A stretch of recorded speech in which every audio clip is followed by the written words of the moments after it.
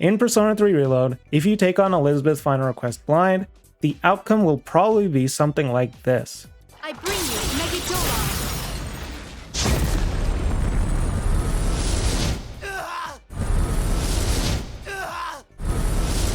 Damn it. Huh? Leader, say something, please! So what can we do to avoid that and actually defeat Elizabeth? That's what I'll be covering in today's How to Beat Elizabeth guide. If you wouldn't mind, I'd love for you to guide me through it. Hey, yo!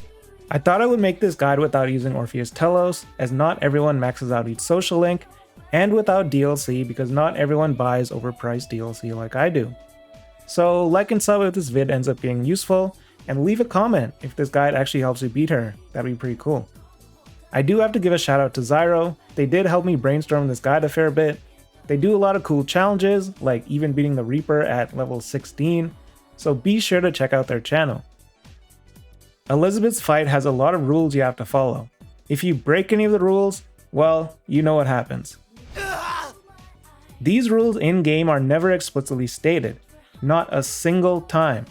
Atlas properly inform your players challenge? Impossible.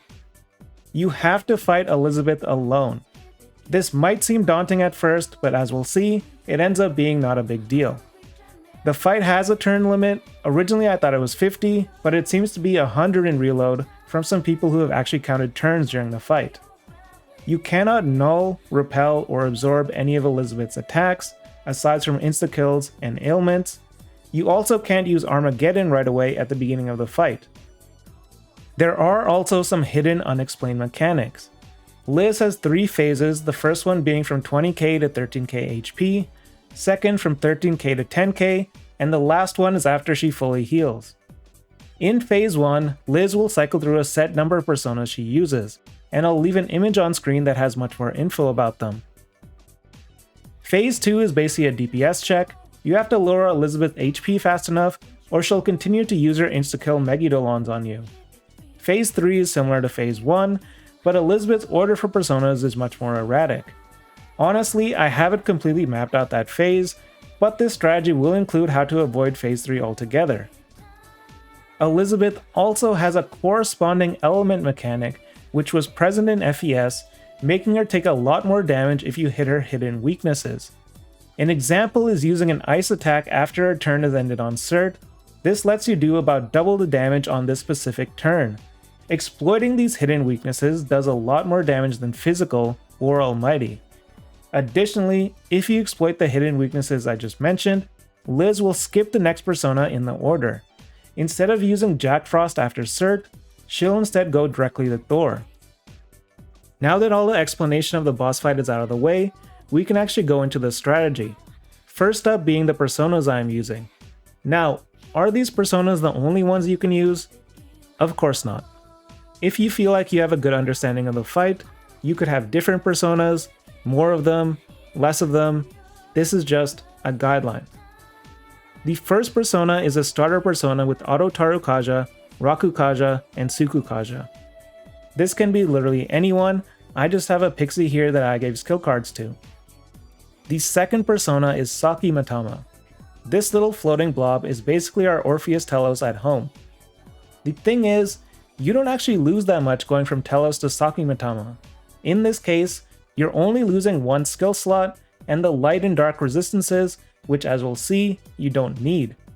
Here I have a bunch of support skills and passives, as this is basically going to be the main persona you sit on and absorb damage on during the fight. A decent alternative for this role is Chiyu. They have fewer resistances, but can take less time to level. Next up is an Ice persona.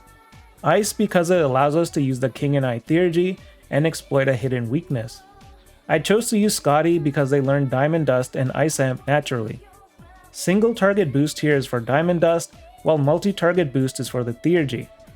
You might think Skadi's Null Ice is a problem here, but remember, after we use Ice on Cert, Liz will only go to Thor in Phase 1, so the only affinities that matter are Electric and Strike, which are fine here.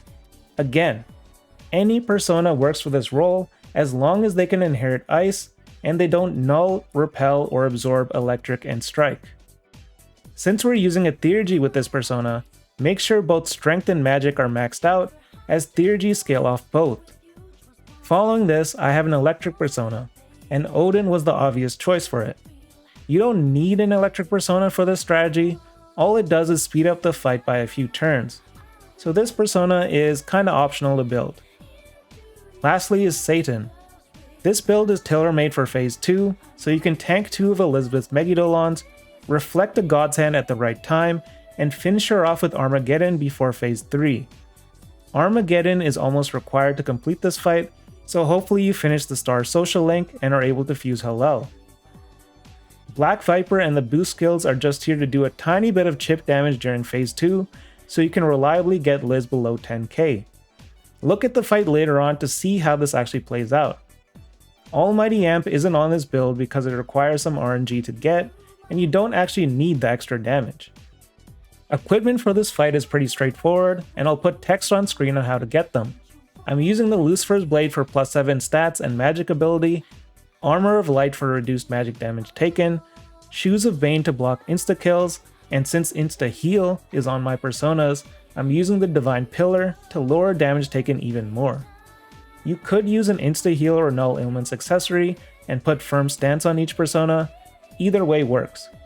If you don't have the Shoes of Bane, you can grab a few homunculi from the antique store.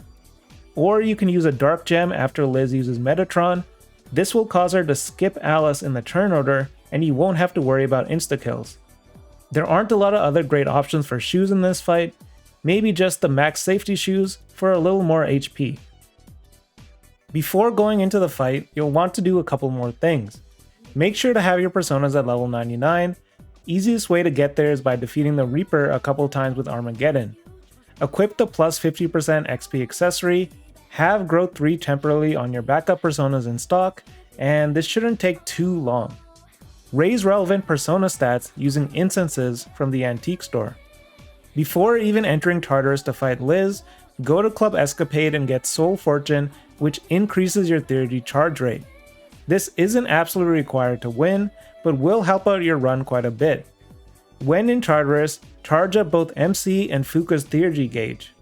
Lastly, right before the fight, grab the rank 11 or rank 12 Cup Shuffle Time card. This one lets you start the battle with Charge and Concentrate, greatly increasing the damage you can do early on.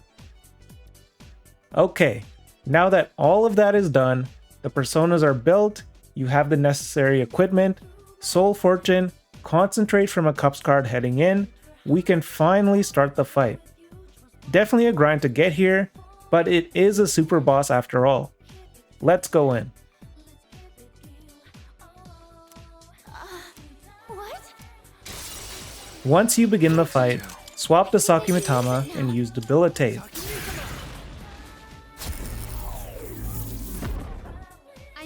I know. Don't worry. Playing my attack card.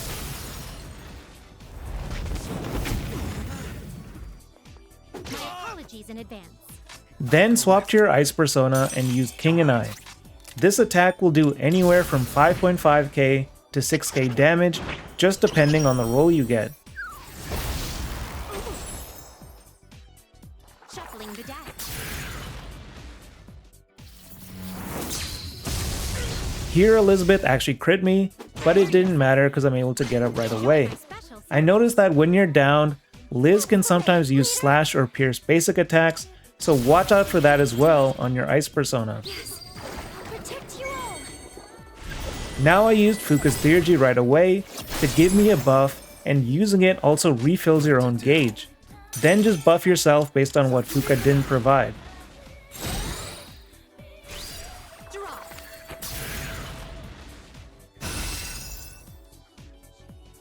Your fate is in the cards.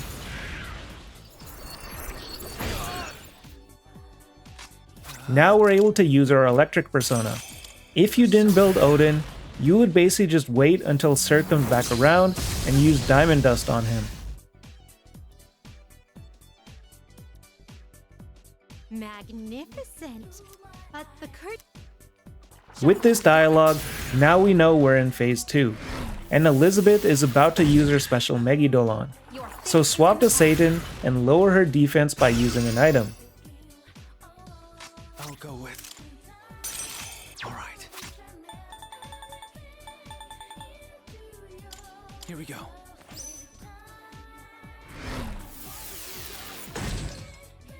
I bring you Megiddo.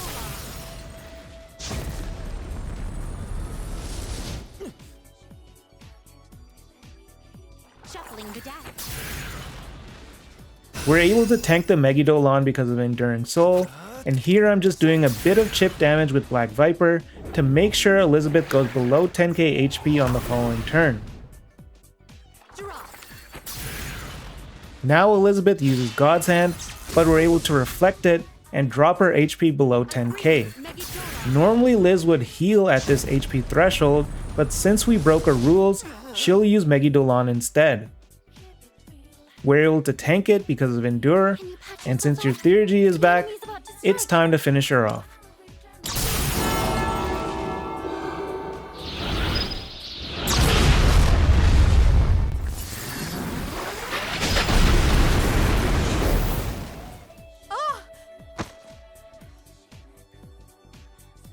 And that is the entire fight. By exploiting weaknesses and using the Reflect to skip phase 3, it ended up taking not much time at all. Now how about hard difficulty instead? Because that's a difficulty anyone can set their game to. When using this strategy on hard mode, an issue I ran into was actually doing too much damage with King and I. It would do roughly 8k damage instantly starting phase 2. But this meant I wasn't able to get my Theurgy back in time when I needed it for Armageddon. So what I'd actually recommend is possibly removing Ice Amp on Skadi. This lets the first King and I not do too much damage, so you can use Odin later and put Liz in range of the reflected God's Hand. Once I did this, the strategy worked the exact same. And that is my guide for Elizabeth in Persona 3 Reload. She can definitely be a frustrating boss at first if you don't know all the rules and mechanics present. And how would you know? They're never actually explained. But with a proper setup, it can become pretty manageable. Again, let me know if this strategy worked for you.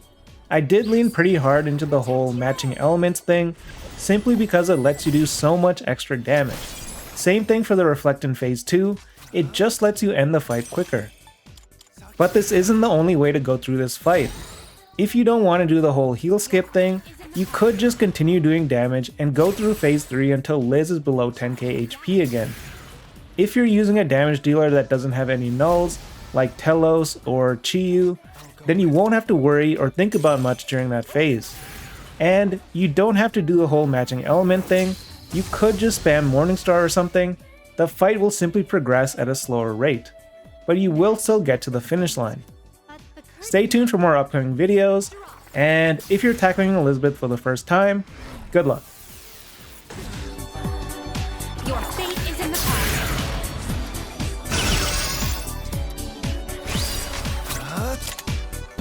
This one. Here we go.